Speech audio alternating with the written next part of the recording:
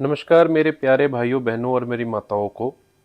आज मैं आपका विकास बिहार के प्रगति के बारे में बात करूंगा, पर उससे पहले कुछ फैक्ट बताना चाहूंगा मैं आप लोगों को। दशक 1990 में हमने वोट देके एक सरकार बनाई कि अब भ्रष्टाचार नहीं होगा, बेईमानी नहीं होगी, पर 15 सालों में जो भी घटनाएं हुई वो दिल दहलाने वाली थी। और तब से बिहार की बर्बादी शुरू हुई। नए नए गिरोह शुरू हुए, जैसे कि मोटरसाइकिल गाड़ी चोरी करने वाले गिरोह, किडनैपिंग गिरोह। कोई भी शाम के 6 बजे के बाद घर से नहीं निकल पाता था। पेपर लीक होने शुरू हुए। हालांकि उस टाइम बाकी राज्य अच्छे से प्रगति कर रहे थे, बट हमारा बिहार सिर्फ 1% पर एनम के हिसाब से प्रगति कर पाया। अब आप लोग सोच रहे होंगे कि अगर ऐसा है तो बिहार में एक ही नेता बार बार क्यों आ जाता है। तो आप लोगों को बता दूं कि बिहार में डेवलपमेंट का रास्ता कोई नहीं चुनता, सुधार का रास्ता कोई नहीं चुनता, प्रगति का रास्ता कोई नहीं चुनता। अगर कोई चुनता है तो अपना वोट बैंक बनाने का रास्ता चुनता है, क्योंकि वो रास्ता सबसे आसान है, वो भी जाति के आधार पे। और हम इतने भोले हैं कि इन चीजों को समझ नहीं पाते, हाँ, कि हमारा दुरुपयोग करा जा रहा है। चलिए, ये थी पुरानी बातें और अब हम बढ़ते हैं मुद्दे पे। हम सबको पता है बिहार में गरीबी है, लोग पलायन कर रहे हैं, लाइफस्टाइल पुअर है, एजुकेशन की प्रॉब्लम है, मेडिकल की प्रॉब्लम है, मेडिकल फैसिलिटीज की प्रॉब्लम है और नौकरी नहीं है। तो आज आपका ये विकास बात करेगा इसे कैसे सुधारा जाए। सबसे पहले हम बात करेंगे इंडस्ट्रीज की। आप सब कहेंगे इंडस्ट्रीज आनी चाहिए, लाएं कैसे, ये सवाल है। तो आप लोगों को बता दूं, किसी भी राज्य में कोई भी इंडस्ट्री लाने के लिए सबसे पहले हमें उन्हें सुरक्षा प्रदान करना पड़ता है। अगर कोई हमारे राज्य में आके अपनी इंडस्ट्री सेट करता है, पैसे लगाता है, तो उसकी सुरक्षा की जिम्मेदारी उस राज्य की बनती है, हमारी बनती है। इसके अलावा सरकार को टैक्स रिबेट की फैसिलिटी देनी पड़ेगी, सब्सिडी देनी पड़ेगी, सस्ते रेट पे जमीनें देनी पड़ेंगी। मैन्युफैक्चरिंग इंडस्ट्री के साथ साथ सरकार को असेंबलिंग यूनिट भी लानी पड़ेंगी अपने राज्य में, जैसा कि गुड़गांव ने करा था और अभी उत्तर प्रदेश कर रहा है। और तब जाके कहीं हमारे यहाँ इंडस्ट्रीज आएंगी और हमारे यहाँ का रोजगार बढ़ेगा। इंडस्ट्रीज के साथ साथ हमारे यहाँ रोड नेटवर्क पे भी ध्यान देने की बहुत ज़रूरत है।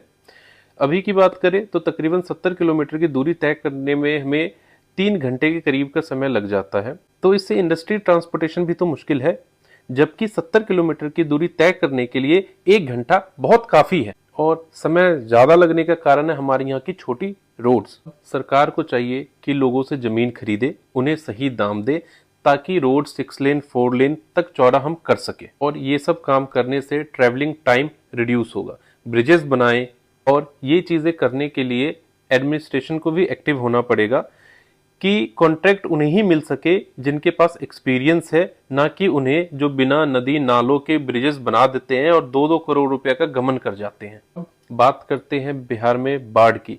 तो बिहार एक बाढ़ ग्रस्त क्षेत्र है और बाढ़ की समस्या बहुत बड़ी है बिहार के लिए। तो सरकार को इस पे ध्यान देने की जरूरत है।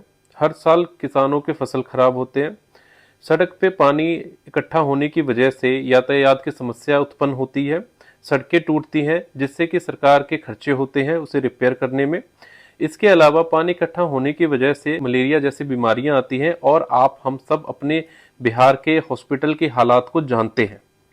तो मेरा मानना है कि सरकार को इस चीज़ों के लिए एक नई पॉलिसी लानी पड़ेगी, नए नए डैम्स बनाने पड़ेंगे, नदियों को जोड़ना पड़ेगा, हैंड मेड कैनल्स बनाने होंगे। साफ स्पष्ट शब्दों में बताया जाए तो पानी रोकना और उनके लिए रास्ता बनाना पड़ेगा हमें। अब बात करते हैं जी परिवहन की तरफ। जब सड़कें अच्छी होंगी तो गाड़ियां तो भागेंगे ही। इस टाइम सरकार को चाहिए कि अपने बिहार ट्रांसपोर्ट पे ध्यान दे, नई नई इलेक्ट्रिक बसेज लेके आए, ताकि पब्लिक ट्रांसपोर्ट बढ़े और सरकार के खातों में कुछ पैसा आए। और उन बसेज की साफ सफाई की जिम्मेदारी एज अ पब्लिक हमें भी रखनी पड़ेगी।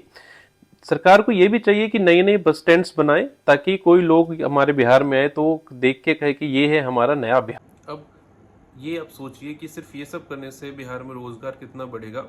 ये है गरीबी खत्म करने का पहला स्टेप। बाकी भी बात करेंगे। ये है विकास का रास्ता। टाइम लगेगा पर मुश्किल नहीं। अगर आप लोग किसी का वोट बैंक ना बने जाति के आधार पे, लोगों से निवेदन है कि बिहार की तरक्की की तरफ ध्यान दीजिए, अपने कास्ट के लीडर के ऊपर नहीं कि हमारी कास्ट के हैं तो उन्हें वोट देना है। इसके अलावा हॉस्पिटल सेक्टर में ध्यान देने की जरूरत है, एजुकेशन सेक्टर में ध्यान देने की जरूरत है, रियल एस्टेट सेक्टर पे ध्यान देने की जरूरत है। इन सब चीजों पे चर्चा करेंगे हम अगले नेक्स्ट वीडियो में। तब तक के लिए मेरे साथ जुड़े रहिए। अब बिहार करेगा विकास बाय विकास झा। तब तक के लिए धन्यवाद। जय भारत, जय हिंद, जय बिहार।